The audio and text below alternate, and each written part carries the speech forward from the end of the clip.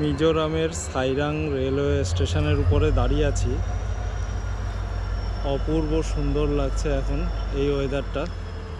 সবসময় আকাশের মেঘ সুন্দর থাকে এখানে, কিন্তু এখন কালো মেঘটা হয়ে আছে, এটা অপূর্ব সুন্দর লাগছে, অসাধারণ।